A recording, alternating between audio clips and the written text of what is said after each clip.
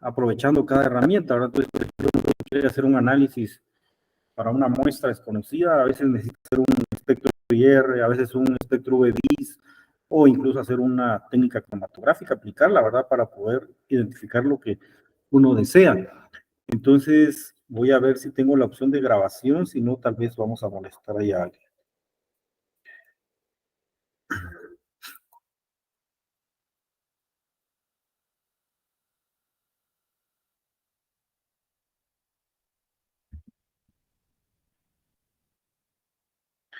Sí, no tengo bloqueada esa opción acá en el menú. Entonces, si alguien por favor nos hiciera el favor de grabar, se lo voy a agradecer. Gracias, Melanie, muy amable. Pues vamos a cargar la presentación. Cualquier duda durante la clase me pueden preguntar sin pena, por favor.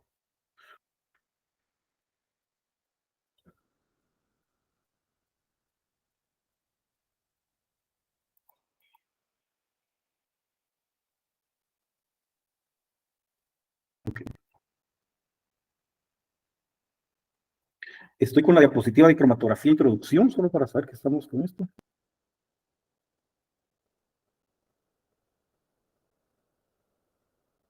Muchas gracias.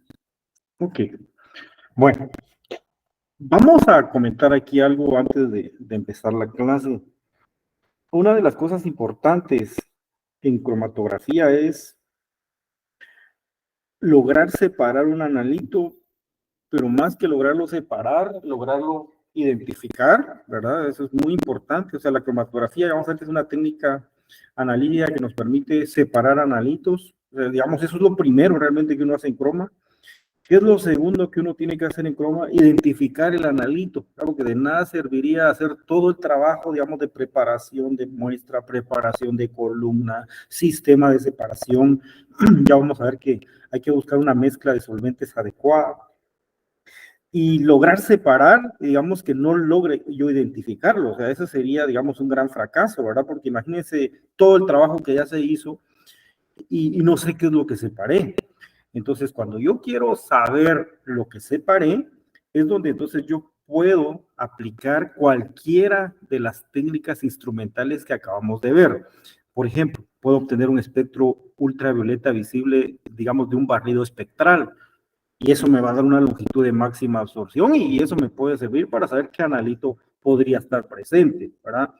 Podría sacarle un espectro infrarrojo, por ejemplo, a la muestra, ¿verdad? Y ver a qué corresponde por grupos funcionales y si el equipo tiene su base de datos bastantes compuestos, pues lo va a identificar. O sea, digamos, eso es lo importante. La cromatografía, vamos a ver que es una técnica analítica que me permite separar análisis, ¿verdad? Pero separar, ¿para qué?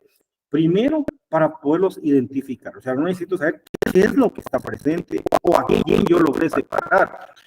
En cromatografía, a veces uno, digamos, está interesado en una muestra en particular. Por ejemplo, yo tengo una mezcla de alcaloides y necesito un alcaloide específico. Entonces, la técnica cromatográfica me puede permitir a mí separar ese alcaloide de interés, ¿verdad? O me puede permitir a mí separar todos los alcaloides de interés. Entonces, va a depender qué es lo que yo quiero, ¿sí? Identificar o separar para saber cómo voy a trabajar mi proceso de cromatografía.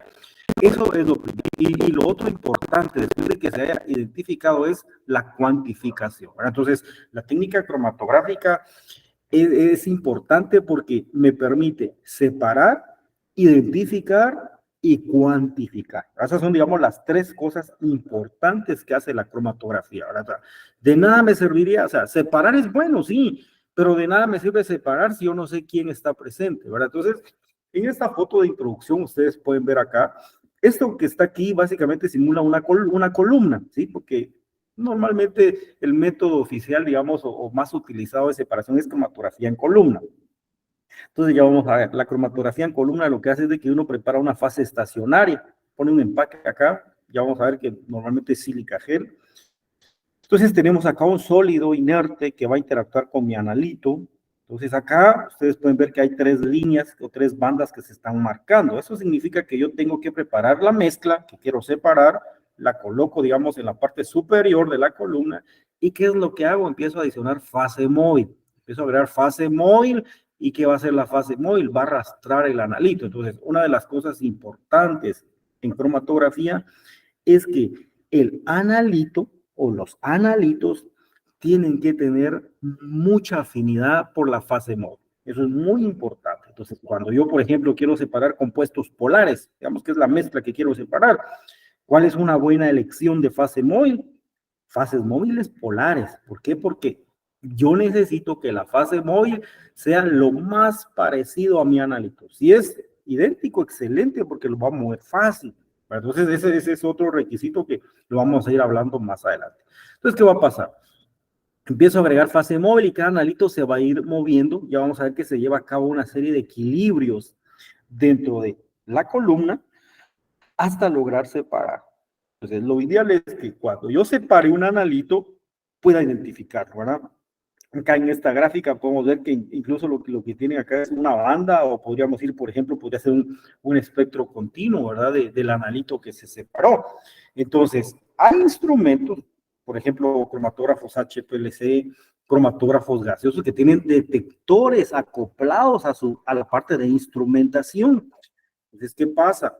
Cuando yo hago la separación, automáticamente detecta el análisis. Y eso es muy importante saber. Separar, identificar y cuantificar. ¿Verdad? Entonces, vayámonos un poquito con historia. ¿Qué significa cromatografía? Básicamente dice que viene del griego croma y grafein, que significa, el primero croma, color, y grafein, que significa escritura, ¿verdad? Y eso básicamente, ¿por qué?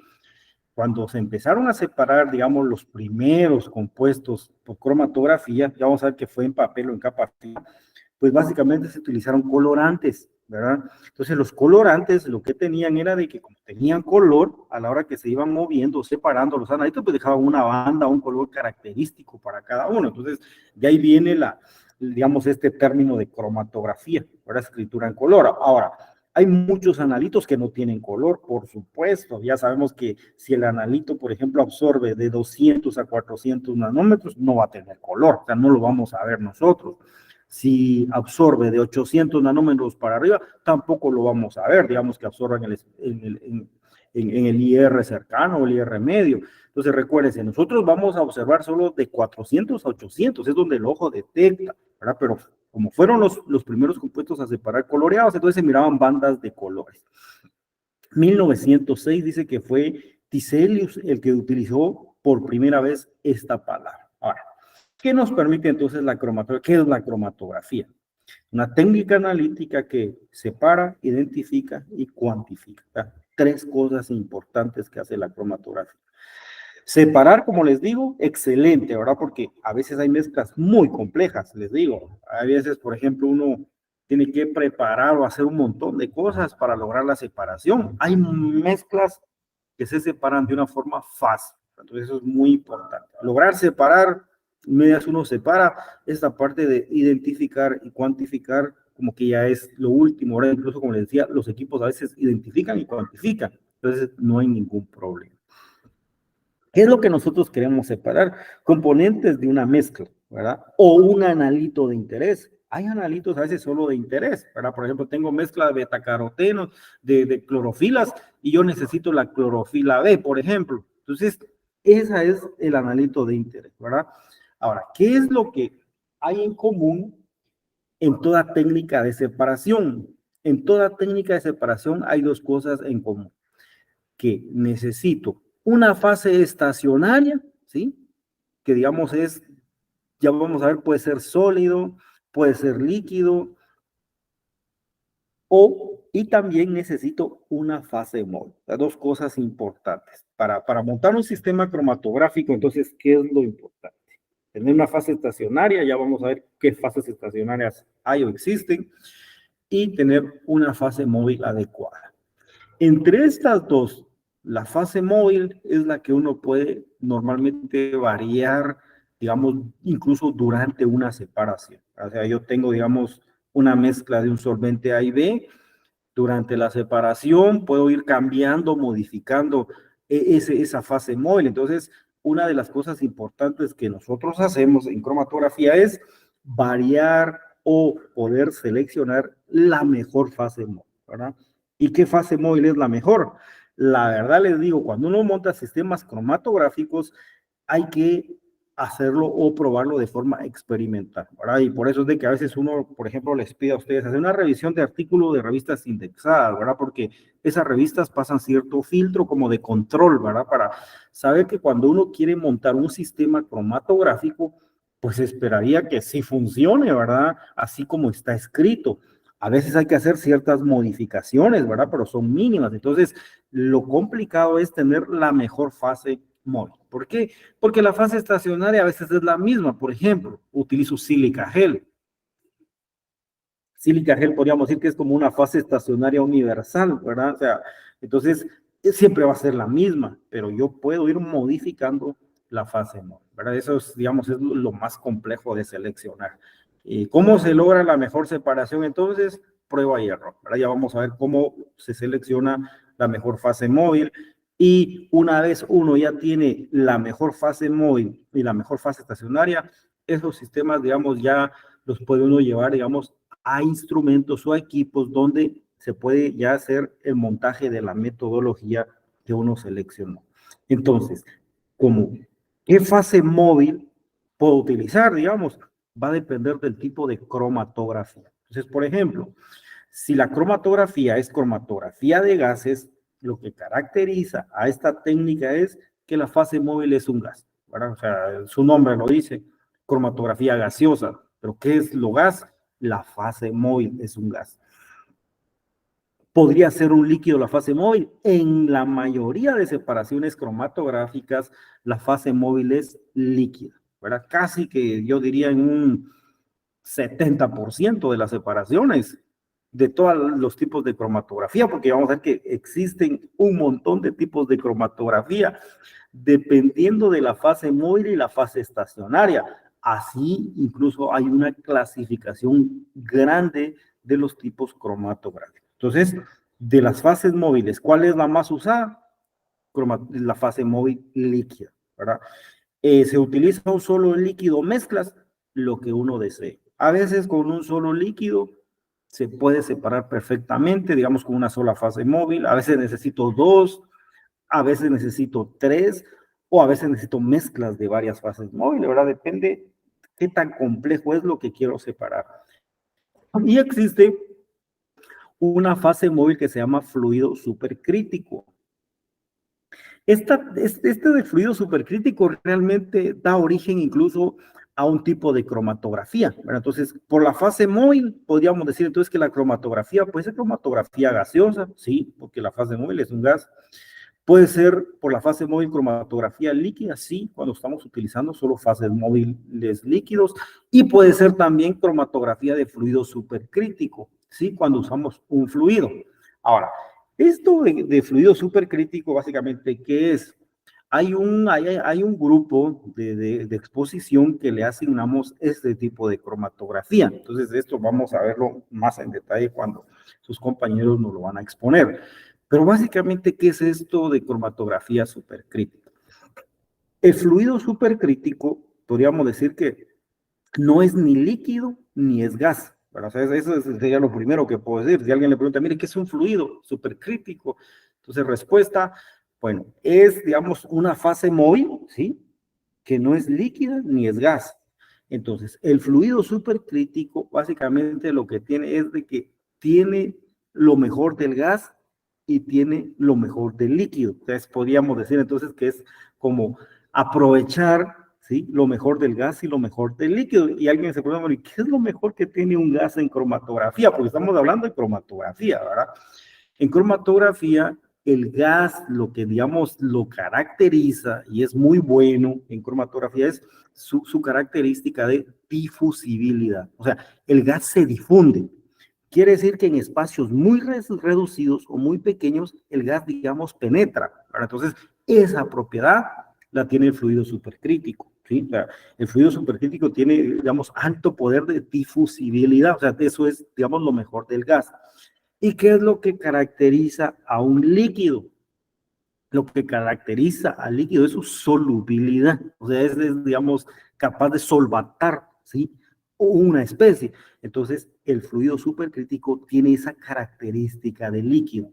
Entonces, lo mejor, digamos, del fluido supercrítico es de que tiene alta difusibilidad y alta, digamos, solubilidad, para el poder de solvatación.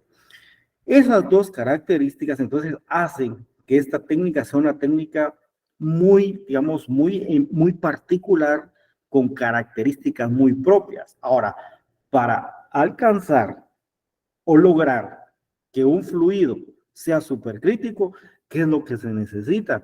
Se necesita una temperatura y una presión crítica, ¿sí? Entonces, en la mayoría, digamos, mayoría de líquidos pueden pasar a ser fluidos supercríticos, sí, cuando se logra aumentar un poco la temperatura y aumentar la presión. Entonces, lo que hace el fluido es que trabaja, digamos, lo que más lo caracteriza es que trabaja a temperatura a presiones muy altas, presiones muy altas. Las temperaturas no son tan altas, por ejemplo, la temperatura crítica de uno de las fases móviles más utilizadas acá es el CO2, ¿sí? El CO2 es la fase móvil, podríamos decir, como universal en fluido supercrítico. ¿Y cuál es la temperatura crítica del CO2? 32 grados, o sea, no es tanto. Es una temperatura, podríamos decir, casi que normal, ¿verdad? 25 grados, 30 grados, casi que es normal. Entonces, 32 grados, pero sus presiones son presiones demasiado elevadas, ¿verdad? Por ejemplo, 300 pascal, 250 pascal. Entonces, el fluido supercrítico, eso es, digamos, como también una limitante, ¿verdad? Porque para poder lograr usar una fase móvil supercrítica, necesito yo presiones muy elevadas. Entonces, ya vamos a ver cómo se puede lograr eso. Hay formas o maneras y hay equipos que ya trabajan automáticamente o pueden generar esa presión elevada en su sistema. Y si no, se hacen algunas modificaciones para lograr que estas presiones sean elevadas. Entonces, eso ya lo hace también como una técnica no muy utilizada, ¿verdad? Porque trabajar a altas presiones incluso a veces como es un poquito riesgoso, ¿verdad? Porque no es lo mismo trabajar a presión normal que a presiones elevadas. Entonces, pero ya vamos a ver cuando sus compañeros expongan esta parte, esta técnica de fluido supercrítico es una de las técnicas por utilizar fase móvil de CO2 y la clasifican dentro de las cromatografías verdes, ¿verdad? O que no contaminan el ambiente, ¿verdad? Porque también eso ya vamos a ver más adelante. ¿Qué pasa, por ejemplo, si yo estoy utilizando fases móviles líquidas y, por ejemplo, las fases móviles, digamos que son muy contaminantes? Entonces, eso ya hace que el medio se contaminamos, hay que tratar ese desecho, ¿verdad? En cambio, en el caso del fluido supercrítico, como la fase móvil universal acá es CO2, es como que la técnica analítica que tiene una aplicación, y además esta técnica es muy selectiva, tiene alta selectividad. Cuando uno revisa, por ejemplo, qué aplicaciones tiene fluido supercrítico, hay aplicaciones a nivel industrial muy interesantes. Por ejemplo, hacer o lograr que el café sea café descafeinado, por ejemplo, quitarle la cafeína al café. Esta es una manera, ahora utilizando fluido supercrítico. Es un ejemplo nada más, hay muchos por ahí, muchas formas o aplicaciones que tiene esta técnica cromatográfica. Entonces, ¿cuál es la función de la fase móvil? Hacer que el analito o la muestra se mueva o pase a través de la fase estacionaria. Entonces, les comenté, las fases estacionarias pueden ser sólidos o pueden ser líquidos, ¿verdad? Entonces, depende de esas fases estacionarias, ya vamos a ver que podemos hablar de partición o de absorción, que son los términos que se los voy a explicar más adelante. ¿En qué se basa toda separación cromatográfica? Básicamente, hay una serie, podríamos decir, de equilibrios que se van a dar entre la fase estacionaria, digamos que es un sólido, aquí digamos estas rueditas, estas bolitas que ven acá ustedes, es como que fuera un empaque de un sólido, ¿sí? Vamos a ver que son micropartículas, ¿verdad? Aquí está muy ampliado. Normalmente el tamaño grosor de estos es de 5 micrómetros, o menos incluso, ¿verdad? Entonces son partículas, digamos, de fase estacionaria. Cada ruedita es partícula de fase estacionaria. Entonces aplico acá la muestra, ¿sí? La parte, digamos, ya sea de un papel o de una columna, y empiezo a agregar fase móvil. Entonces, ¿qué va a pasar? El analito en un momento dado va a estar retenido aquí por mi fase estacionaria, pero poco tiempo. Por eso es que yo no necesito mucha afinidad entre analito y fase estacionaria. ¿Por qué? Porque si el analito con la fase estacionaria tiene mucha afinidad, ¿qué va a pasar? Jamás se va a separar de acá.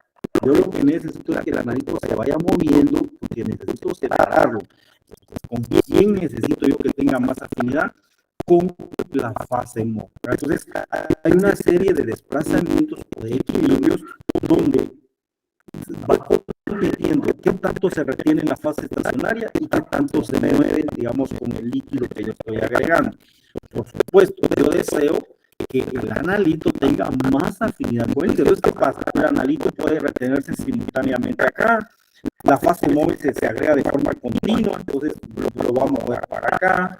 Sigo agregando fase móvil, el analito puede venir por acá y después agrego más fase móvil, puede seguir para acá y así sucesivamente. Entonces, ¿qué es lo que uno necesita? Que esta velocidad de movimiento, sí, ya vamos a ver más adelante, no sea demasiado rápido ni sea demasiado lento. Si esta velocidad es demasiado rápido, ¿qué va a pasar? Los analitos van a pasar juntos y nunca los voy a separar. Y si es demasiado lento, quizás nunca los logre separar de acá. Entonces ya vamos a ver que hay algunos cálculos matemáticos que uno puede, digamos, ir haciendo para saber cuál será la velocidad ideal de desplazamiento del analito. Pero eso de qué depende? De la afinidad o de los equilibrios de atracción entre fase estacionaria y fase móvil. Entonces, se va dando esa serie de separaciones en todo el recorrido que haga el analito dentro de la columna. Entonces, muy importante seleccionar la mejor fase móvil. Entonces, ¿qué es básicamente lo que sucede? Hay una interacción o una serie de equilibrios que se dan entre analito con la fase estacionaria y la fase móvil. Entonces, ¿qué es lo que uno desea realmente? Uno desea que el analito vaya desplazándose de una manera o a una velocidad, digamos, adecuada o apropiada para lograr su separación. Pero que el analito se quede retenido mucho tiempo no conviene. Y vamos a ver que eso afecta en la separación, ¿verdad? Entonces, por eso les decía que es algo bien importante lograr, digamos, en toda separación, tener la mejor fase móvil. Eso es básicamente lo que uno desea. ¿Por qué? Porque hay una serie, dice, de interacciones o atracciones entre fase estacionaria con analito y la fase móvil, entonces tiene que ir desplazando a mi analito. Entonces podríamos decir que hay dos cosas importantes acá. Una, fuerza conductora, digamos, de migración, que tiene que ver básicamente con la fase móvil que yo estoy agregando, que yo deseo que mi analito sí tenga una buena velocidad de movimiento con la fase móvil y una fuerza resistiva. Para esa fuerza resistiva sí tiene que ser una fuerza, una afinidad débil, ¿sí? O atracciones muy, digamos, de fuerzas muy débiles. Ya vamos a ver qué tipo de atracciones se dan acá con la fase estacionaria. Por ejemplo, atracciones de Van der Waals, ¿verdad? Que son, digamos, o dipolo-dipolo. Son atracciones muy leves, ¿sí? Entre analito y fase estacionaria, para que cuando la fase móvil se mueva o pase a través de ellos, pueda llevarlo sin ningún problema. De lo contrario, si es mucha la atracción, pues va a quedar retenido mucho ahí, ni quizás ni se mueva, ¿verdad? Entonces eso hay que tener cuidado. La clasificación de las técnicas cromatográficas es muy amplia, ¿verdad? Hay varias formas de clasificarlos. Aquí hay una clasificación según la fase estacionaria. Dice que si nosotros clasificamos la cromatografía por la fase estacionaria, podemos hablar de cromatografía plana y cromatografía en columna. ¿Cuándo es una cromatografía plana? Básicamente, cuando nosotros utilizamos como fase estacionaria, dice una placa de aluminio, podemos utilizar un vidrio, un plástico, y sobre el cual nosotros colocamos un papel, ¿verdad? O una fase estacionaria que sería cromatografía en capa fina. Entonces, las dos técnicas cromatográficas que caen dentro de este rango o esta clasificación es cromatografía en papel y capa fina. Entonces, aplicamos la muestra sobre un papel. La capa fina, básicamente, ya vamos a ver que puede tener cualquier tipo de fase estacionaria. Sílica gel puede ser, sí, puede ser sílica gel, puede ser celulosa, sí, el papel es celulosa. Ya vamos a ver más adelante qué características tienen los papeles, ¿verdad? Que son polares normalmente. Y la otra clasificación por fase estacionaria es cromatografía en columna. Pero cuando hablamos de cromatografía en columna, esta cromatografía es amplísima, ¿verdad? Porque muchas técnicas cromatográficas utilizan la columna, ¿verdad? Pero ¿por qué se llama cromatografía en columna? Porque dice que la fase estacionaria está dentro de un tubo. Un tubo, ya vamos a ver que este tubo puede ser de vidrio, plástico, teflón, etcétera. Ahora, ¿cuál es la característica que debe tener el tubo? El tubo debe ser inerte con la fase estacionaria. O sea, no tiene que reaccionar con ella, no tiene que deteriorarla. ¿Verdad? Ese es el requisito, digamos, del tubo donde voy a colocar mi fase estacionaria. Realmente solo es como un contenedor realmente, donde yo coloco mi fase estacionaria, pero, digamos, la columna no va a afectar en nada las características o propiedades de la fase estacionaria. Y tenemos otra clasificación, dice, por la fase móvil. Ya habíamos hablado un poquito, cromatografía de líquidos cuando la fase móvil es líquida, cromatografía de gases cuando la fase móvil es un gas y cromatografía de fluidos supercríticos que ya vimos que es la mezcla o lo mejor del líquido y lo mejor del gas, ¿verdad? El fluido supercrítico. Ahora, hay dos, tanto la cromatografía líquida como la de gases podemos clasificarla en dos, cromatografía de absorción y cromatografía de partición. ¿Cuándo se da cada una de ellas? La cromatografía de absorción dice que es la separación entre la fase móvil líquida y la fase estacionaria sólida. O sea, separación entre un líquido y un sólido. Eso es absorción. Y lo contrario a esto es cuando hacemos separación entre dos líquidos. ¿Eso qué quiere decir? La fase móvil es líquida y la fase estacionaria es líquida. Entonces, a eso se le llama partición o también se le llama reparto.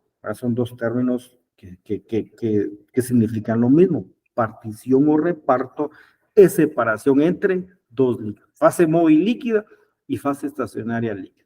Ya vamos a ver que normalmente cuando es la separación entre dos líquidos, pues hay un requisito entre ellos, que ellos tienen que tener propiedades o características lo más opuestas posible, ¿verdad? ¿Por qué? Que la fase móvil necesito yo que interactúe con mis analitos y que la fase estacionaria solo sirva, digamos, como para retener por un tiempo breve a el analito de interés. ¿Verdad? Entonces, separación entre un líquido y un sólido, absorción. Separación entre los líquidos, partes. ¿Cuál de estas dos es la que más se utiliza actualmente? Partición. Existen muchísimas fases estacionarias líquidas con polaridades muy diferentes. Por ejemplo, hay fases estacionarias muy polares, polaridad media, polaridad baja. Por eso es que actualmente las separaciones son por partición. Fases móviles líquidas, fases estacionarias líquidas.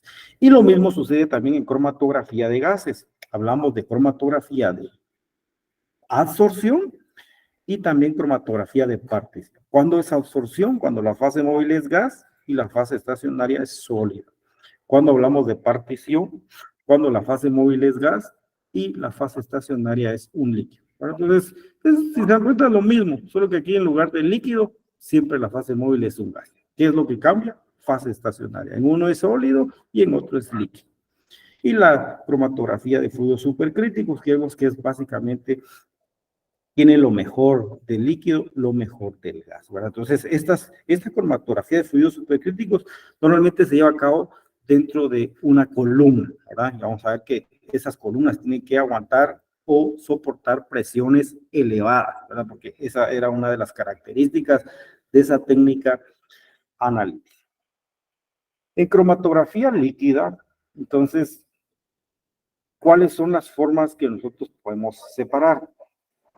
Básicamente tenemos nosotros entonces un sistema de fase normal y un sistema de fase reversa. Estas dos tipos de cromatografía líquida son de las que más se utilizan. Bueno, entonces, un sistema de fase normal, cuando se utiliza, dice cuando la fase estacionaria es polar.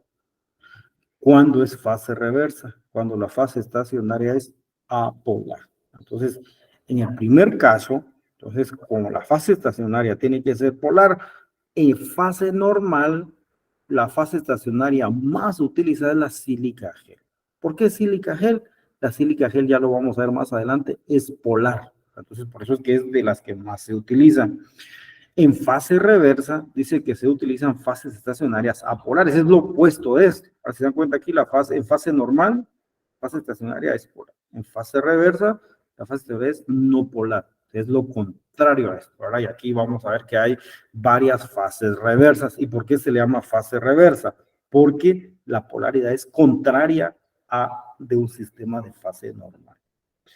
Existe también la cromatografía iónica, o de intercambio iónico. Básicamente esta técnica cromatográfica me sirve a mí para separar especies o analitos que tienen carga. ¿Qué carga? Positiva o negativa. Entonces, tiene mucha aplicación, sí, hay muchísimos compuestos que tienen carga y que se pueden separar con esta técnica cromatográfica, y en algunos casos, a veces, el compuesto por sí solo no tiene carga, pero a veces afectándolo, ya sea con un buffer o con, de alguna otra manera, podemos hacer que el compuesto tenga carga a la hora de separarse. Ahora, entonces, ¿se puede inducir carga en algunos compuestos? Sí, no en todos, pero se puede aplicar esta técnica cromatográfica para algunos analitos o compuestos que no tengan carga. Sí, siempre y cuando a la hora de separar, ellos puedan inducirles carga. Ahora, entonces, por ejemplo, ¿qué podríamos separar así? Aminoácidos. Ahora, por ejemplo, hay aminoácidos que en su punto isoeléctrico, ¿sí?, son capaces de formar una carga, ya sea positiva o negativa. Y entonces con esos buffers que uno puede utilizar, genera carga en un analito, y entonces ya puedo aplicar esta técnica cromatográfica, ¿verdad? Tiene muchísima aplicación cuando quiero separar, por ejemplo, cationes o aniones, ¿verdad? Por ejemplo, agua, digamos, desmineralizada, ¿verdad? Entonces pasan por intercambiadores iónicos, donde a veces lo que necesitamos es quitarle, por ejemplo, calcio, ¿verdad? El agua tiene mucho calcio, entonces por una columna de intercambio se puede lograr eso, ¿verdad? O el agua desmineralizada, que no tiene potasio, no tiene sodio, ¿verdad? Que es muy utilizada en el laboratorio, hay que pasarla por resinas de intercambio, ¿verdad? Donde lo que se está cambiando o eliminando es compuestos que tengan carga. Aquí ya puede ser que tengan cargas positivas o cargas negativas. Y existe otro tipo de cromatografía que sirve o tiene mucha aplicación en el campo de estudio de ustedes, que es la cromatografía de exclusión por tamaño o permeación en gel. Entonces, esta es una técnica cromatográfica que separa por el tamaño de la molécula. Entonces, por ejemplo, proteínas, ¿verdad? Es una forma de separar exclusión molecular. Entonces, moléculas que tienen cierto tamaño característico se van a separar con esta técnica cromatográfica. Ahora, esto es muy importante. Si conocemos la estructura de los compuestos que vamos a separar, eso me permite a mí poder montar el mejor método cromatográfico. Entonces, por ejemplo, alguien dice, mire, yo necesito separar una mezcla de alcoholes. Excelente. Entonces, yo ya sé que el analito es polar. Con esa característica de analito, pues yo puedo decidir, voy a utilizar una columna que es apolar, voy a utilizar tal fase mocha. Eso es muy importante. Ahora, cuando uno no conoce la estructura ni nada de lo que va a separar, es un poquito complicado, ¿verdad? Pero se puede empezar a probar con un sistema de fase normal, es lo que no, comúnmente se hace. A ver qué sucede. Si no se logra, entonces vamos a un sistema de fase reversa. Entonces, algo importante que deben de tomar en cuenta ustedes. ¿Qué es lo que yo cambio a la hora, digamos, de seleccionar una técnica analítica de separación cromatográfica por otra? ¿Qué es lo que yo puedo variar? Lo que podemos variar en cualquier técnica cromatográfica es la fase móvil. Eso se lo digo. Ahora, el extremo es, si no logro separar, digamos, utilizo un sistema de fase, digamos, normal. Entonces, yo sé que la fase estacionaria es polar. Solo con saber esto, que la fase estacionaria es polar, recuerden que la fase móvil tiene que ser contraria a esto. Entonces, ¿cuál sería la fase móvil en un sistema de fase normal? Lo contrario a polar sería no polar, ¿verdad? O sea, sería, por ejemplo, apolar. ¿Y cuál sería el sistema de fase móvil utilizado en un sistema de fase reversa? Sería lo contrario, sería como la fase estacionaria aquí es polar, sería no polar o apolar. Entonces recuerden, la fase estacionaria y la fase móvil, lo más opuesto que se pueda una de otra, ¿verdad? Pero conociendo la estructura, va a ser más fácil montar el sistema cromatográfico. Existe otra clasificación, ¿no?, que es por el mecanismo de retención y separación. Esto básicamente ya toma en cuenta todos los equilibrios de separación que se están dando, o sea, qué tanta agilidad hay en un analito en la fase estacionaria, qué tanta habilidad hay, qué tanta atracción hay, digamos, entre la fase móvil. Ya vemos todos los equilibrios de separación. Entonces, para eso dice que se clasifica la cromatografía de reparto, cromatografía de absorción, cromatografía de afinidad, cromatografía de exclusión, cromatografía de intercambio iónico y la electroforesis por la electrocromatografía. Entonces ahí entramos al detalle de ver qué es lo que está pasando tanto con mi fase estacionaria como con mi fase móvil. Entonces, ¿qué tipo de cromatografía podemos utilizar? Cualquiera de estas que están acá. Cromatografía de gases, entonces ya sabemos la fase móvil. La fase estacionaria puede ser sólido, puede ser líquido. Entonces hablamos si es sólido, absorción. Si es líquido, partición. Cromatografía líquida puede ser en fase reversa, puede ser en fase normal, ¿sí? Entonces, ¿qué es una cromatografía en fase normal? En fase normal, dijimos que la fase estacionaria es polar, ¿sí?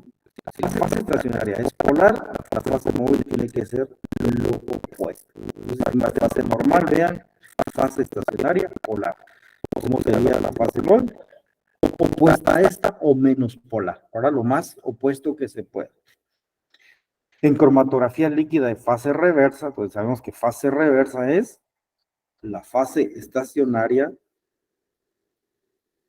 es menos, o sea, como en este caso de una cromatografía de fase reversa, la fase móvil es polar, entonces la fase estacionaria tendría que ser no polar o apolar, ¿verdad? Eso sería lo contrario. Siempre busquemos que fase móvil y fase estacionaria tengan polaridades lo más opuesto que se pueda, ¿verdad? Eso es, digamos, una buena selección tanto de fase estacionaria como de fase móvil. La cromatografía líquida de intercambio iónico, y básicamente la fase móvil es un líquido y la fase estacionaria es un sólido. Normalmente aquí son resinas de intercambio. Hay resinas catiónicas, resinas aniónicas, ¿verdad? Eso lo vamos a ver un poquito más adelante. Cromatografía de exclusión, básicamente la fase móvil es líquida y la fase estacionaria es un sólido. Cromatografía líquida de absorción, la fase móvil es líquido y la fase estacionaria es un sólido. Y la cromatografía de fluidos supercríticos, que vemos que la fase móvil es un líquido, pero realmente aquí es un fluido supercrítico, ¿sí? Y la fase estacionaria aquí es un sólido, que normalmente está en una columna, les comenté, que soporta presiones elevadas. Hablemos un poquito de lo que es absorción y lo que es partición, que básicamente son dos términos que vamos a utilizar en cromatografía. ¿Qué es absorción? Dice, absorción es cuando un analito se distribuye entre una fase estacionaria sólida y una fase móvil que es un líquido. O sea, eso es de la separación de analitro entre sólido y líquido. Entonces, ejemplos acá.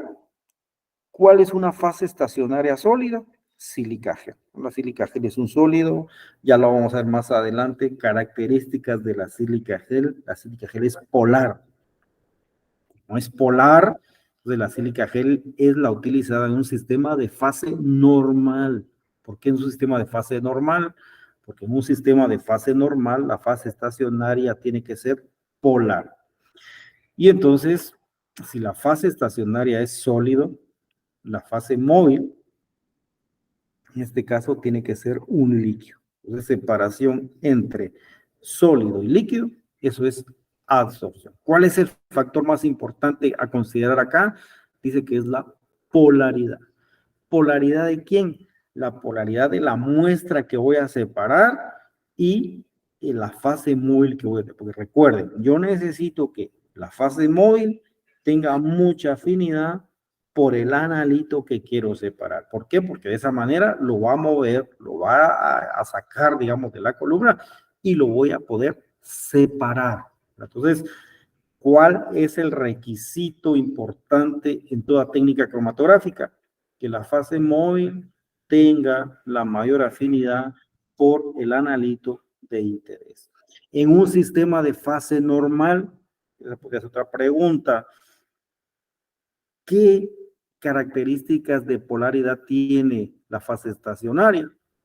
Tema de fase normal, la fase estacionaria tiene que ser polar. ¿Cuál es la fase estacionaria sólida más utilizada? Sílica gel. ¿Qué características tiene? Ya lo vamos a ver más adelante. Como tiene grupos OH, esto le dan características polares a la sílica gel. Entonces, en todo proceso de absorción, entonces, ¿qué es lo que se va a llevar a cabo en la separación? Aquí lo que ustedes ven, toda esta superficie que se ve como de color gris acá, todo esto es la fase estacionaria. Digamos, es una fracción o una foto de una partícula de fase estacionaria. Normalmente las fases estacionarias hay de diferentes formas, pero dice que una de las mejores es que sea microporosa. Microporosa quiere decir que tenga ciertos espacios acá donde el analito pueda interactuar. Entonces, ¿qué es lo que sucede en absorción? En absorción lo que sucede es que las muestras, el analito, que son estos puntitos que yo tengo acá, van a ir siendo atraídos por esta fase estacionaria.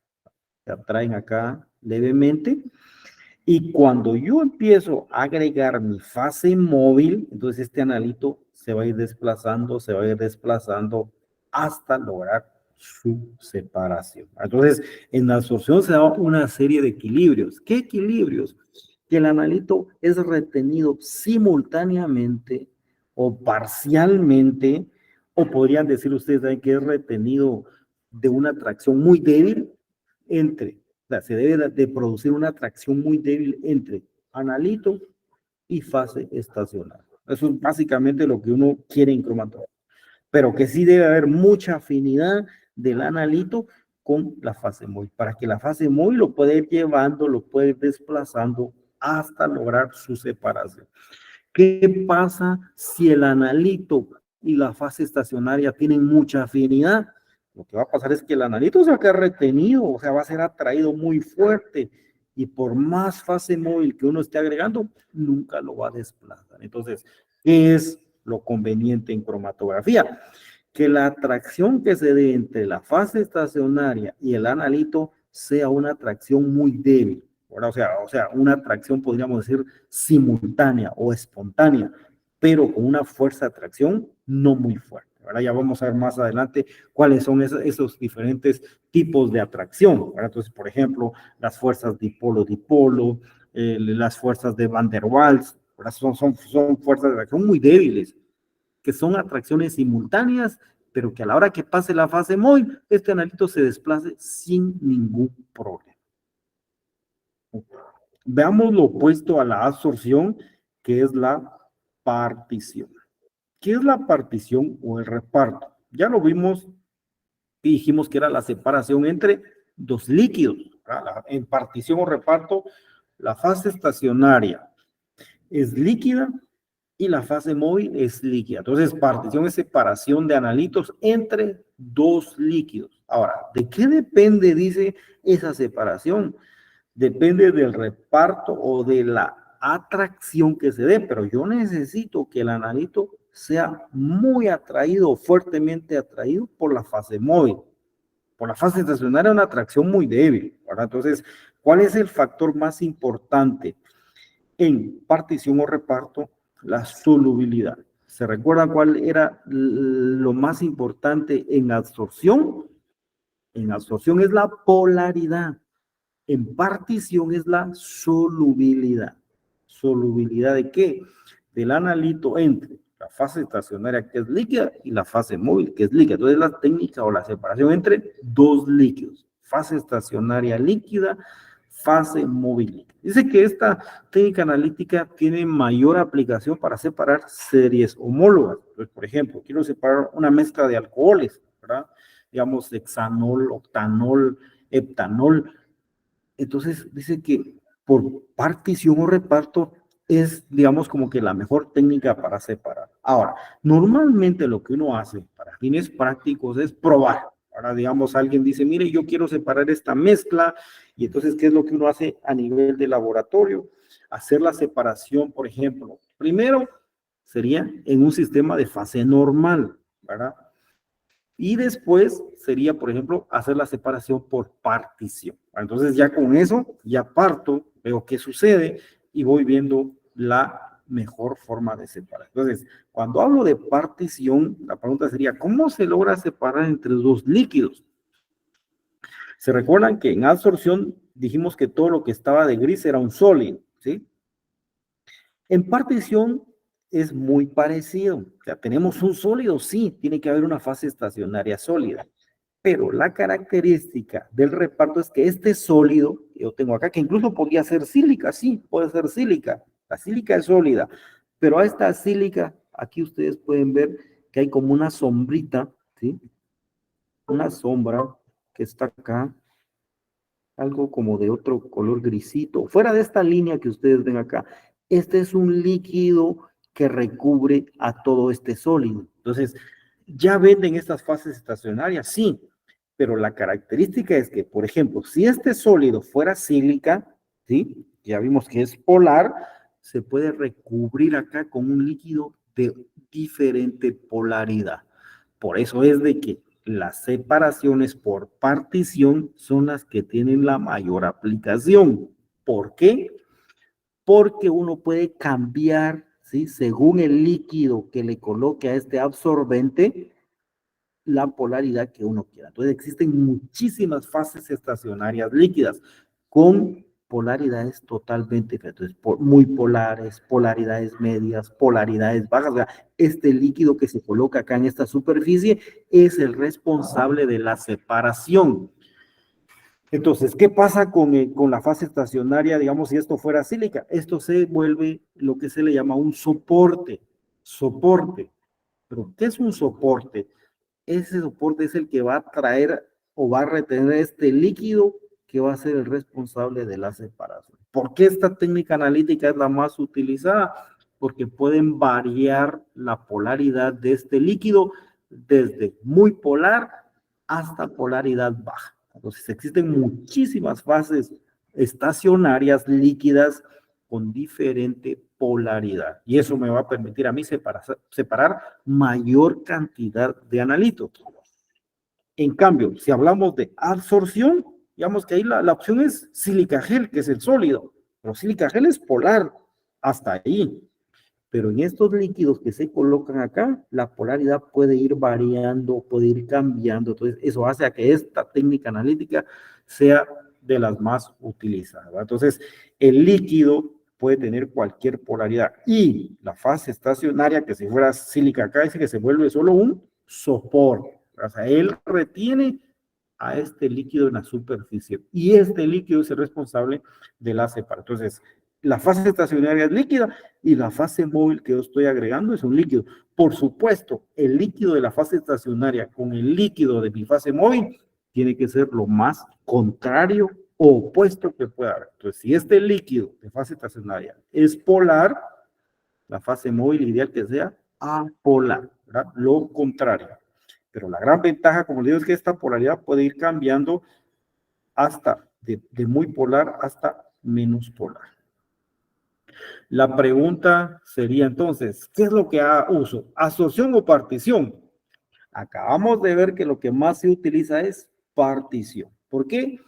Porque hay mayor variedad en la polaridad de las fases estacionarias, desde muy polares hasta polaridades totalmente opuestas, ¿verdad? Desde muy polar hasta polaridad, digamos, no polar, ¿verdad? Que sería todo lo contrario.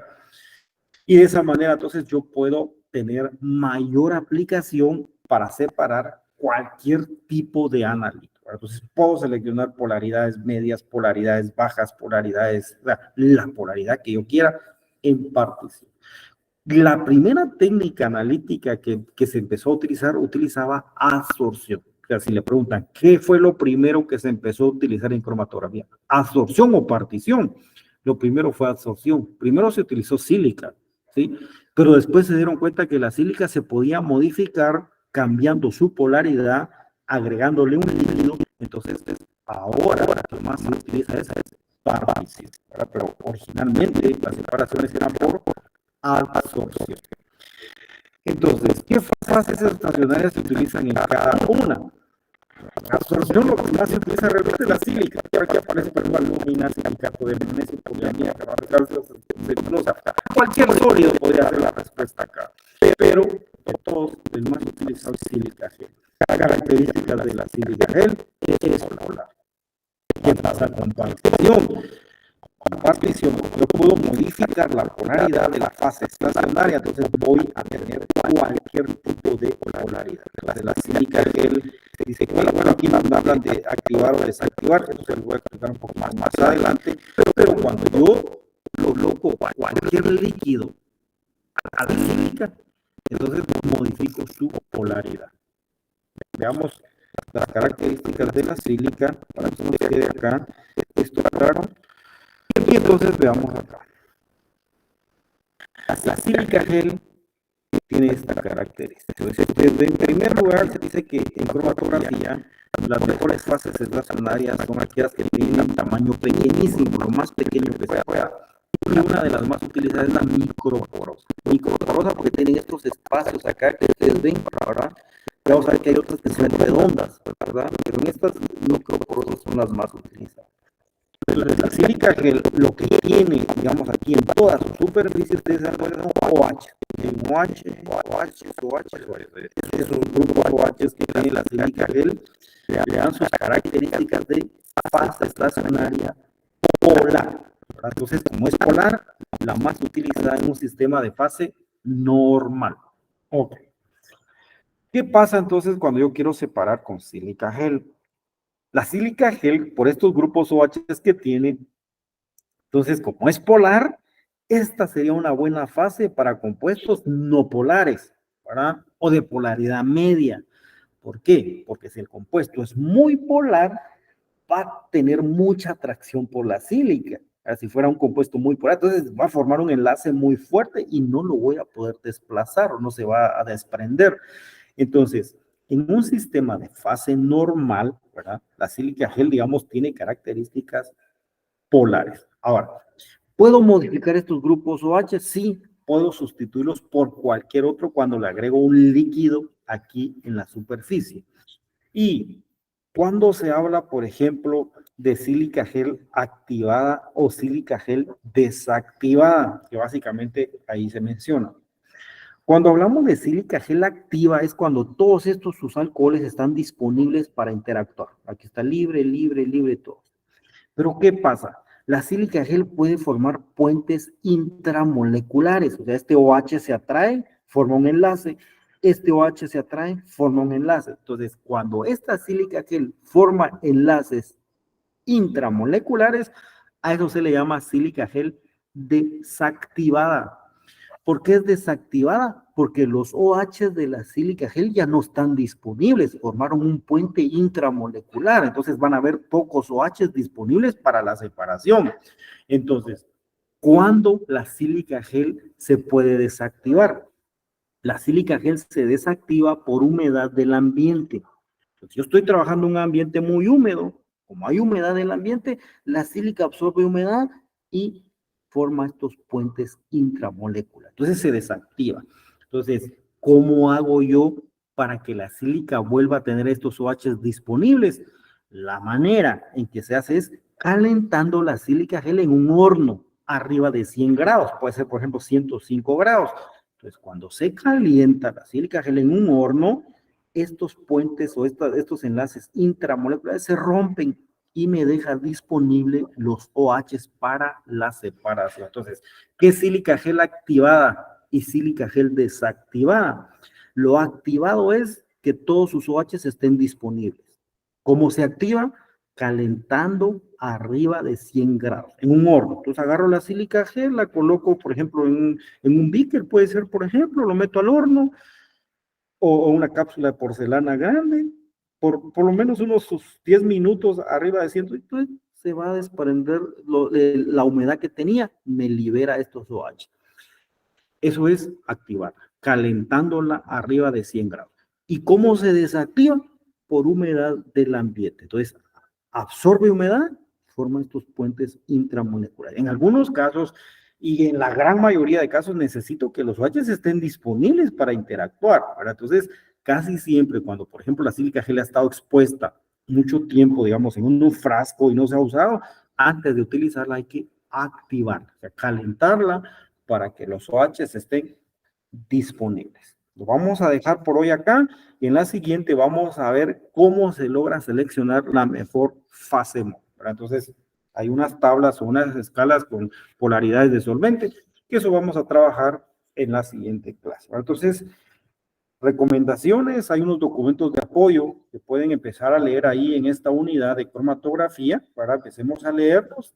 Hay algunos links de videos también, entonces vayamos avanzando por favor con las lecturas y de este tema vamos a seguir hablando en el resto de clases que nos quedan. Entonces por hoy que tengan una excelente tarde jóvenes, un gusto saludarlos, cualquier cosa ya saben que a mi correo